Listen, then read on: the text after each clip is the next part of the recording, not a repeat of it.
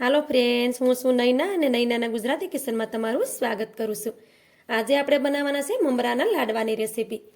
ખીહર આવે છે તો દરેક ગુજરાતીના ઘરમાં મમરાના લાડવા તો બનતા જ હોય છે, પણ ઘણા લોકો લાડવા બનાવે છે તો એના લાડવા પ્રોપર બનતા નથી. લાડવા બનાવતી વખતે મમરા છે એ છૂટા પડી જાય છે અને આ રીતે મમરાના લાડવા બનીને રેડી નથી થતા.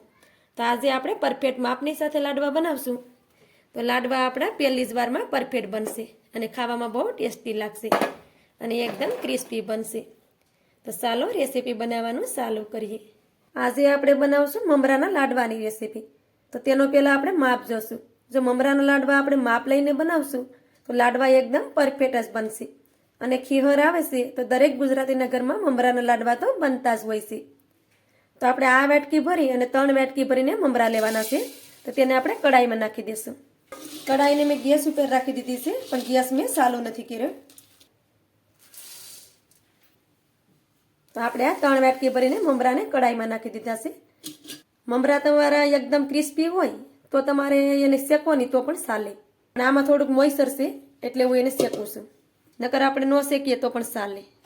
હવે આપણે ગેસની ફ્લેમને ચાલુ કરી દઈશું. હવે આપણે મમરાને આ રીતે ચમચીથી હલાવતા જઈ અને શેકી લેશું.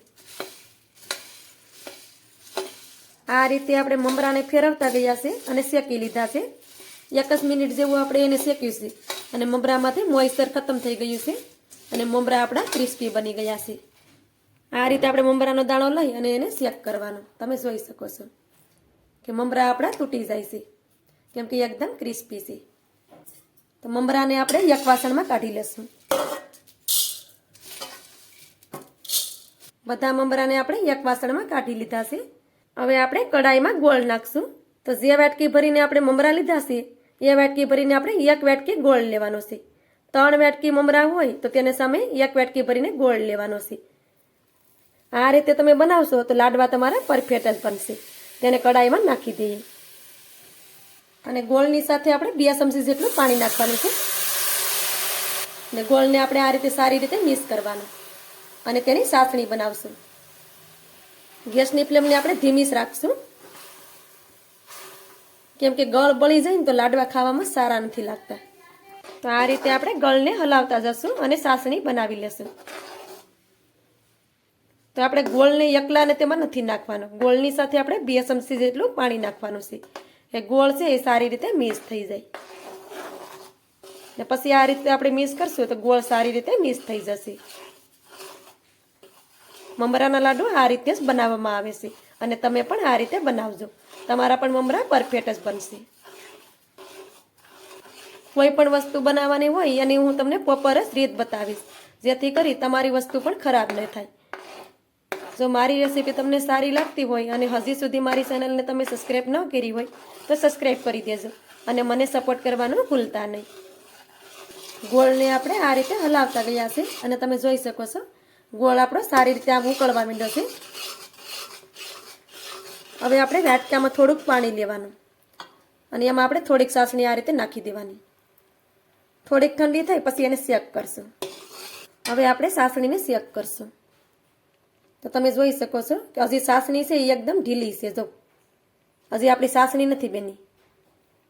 ચાસણીને આપણે હજી પણ પકાવશું. ચાસણીને આપણે ફરીથી અડધી મિનિટ જેવું પકાવી છે. હવે આપણે એને પાછા શેક કરશું. તો આ રીતે આપણે થોડીક ચાસણી પાણીમાં નાખી દઉં.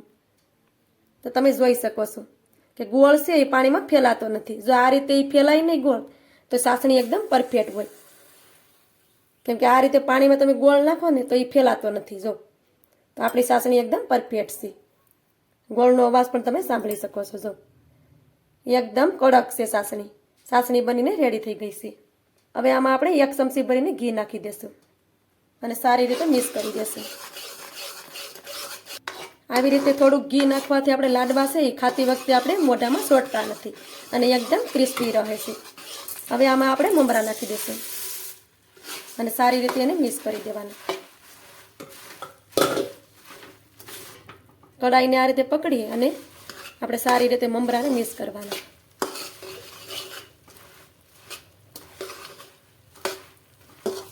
તો આવી રીતે આપણે બધા મમરાને સારી રીતે મિક્સ કરી દીધા છે. હવે આપણે ગેસને બંધ કરી દેવું અને મમરાને આપણે નીચે ઉતારી લેવું. મમરાને અહીંયા આપણે હેઠા ઉતારી લીધા છે. હવે એને આપણે ઠંડા નથી કરવાના. જો મમરાને આપણે ઠંડા થવા દેશું તો તેમાંથી લાડવા નહીં બને અને લાડવા છે એ વિખાઈ જશે. તો હવે આપણે પાણી લેવાનું છે. આ રીતે પાણી લઈ અને આપણે હાથું પાણી લગાવી લેવાનું. આવી રીતે બે હાથોમાં પાણી લગાવી લેવાનું. પછી લેવાના થોડાક મમરા હાથમાં. આ રીતે તમારે જેટલો મોટો લાડવો કરવો હોય એ પ્રમાણે મમરા લઈ લેવાના અને આ રીતે લાડવો વાળો એટલે લાડવો તરત બની જાય. મેં આ રીતે નાના નાના લાડવા રાખ્યા છે, કેમ કે નાના નાના હોય તો બાળકોને એક આપી દે એટલે ખાઈ લે. એ રીતે તો તમે જોઈ શકો છો કે એકદમ પરફેક્ટ લાડવો બની જાય છે. તો તેને આપણે થાળીમાં રાખતા જાઉં ને આ રીતે થોડું થોડું પાણી હાથમાં લગાડતા જવાનું અને થોડા થોડા મમરા લેવાના અને આને બનાવવામાં આપણે ઉતાવળ રાખવાની. જો મમરા તાડા થઈ જશે તો એમાંથી લાડવા નહીં બને. ઘણા લોકોથી લાડવા નથી બનતા મમરાના, કેમ કે એ મમરાને ઠંડા કરી નાખે. એટલે ઉતાવળ રાખી અને આ રીતે લાડવા બનાવી લેવાના તો એકદમ પરફેક્ટ જ લાડવા બનશે. જો તમે એકદમ ક્રિસ્પી લાડવા બન્યા છે. આમાં આપણે દેશી ગળ નાખ્યો છે. તો આ રીતે આપણે બધા લાડવા બનાવી અને રેડી કરી લેશું. આ રીતે આપણે બધા લાડવા બનાવીને રેડી કરી લીધા છે અને લાડવાને તમે જોઈ શકો છો કે આપણા લાડવા એકદમ ક્રિસ્પી બન્યા છે. આ રીતે તમે લાડવા બનાવશો તો લાડવા પરફેક્ટ જ બનશે. તો મારી આ લાડવાની રેસીપી તમને સારી લાગી હોય તો લાઈક કરી કોમેન્ટ કરી દેજો અને ચેનલ પર નવા હોય તો સબસ્ક્રાઈબ કરવાનું ભૂલતા નહીં અને તમારા ફ્રેન્ડ્સ અને ફેમિલીમાં શેર પણ કરજો. તો મળીએ એક આવી જ નવી રેસીપીની સાથે. ત્યાં સુધી બધાને જય માતાજી.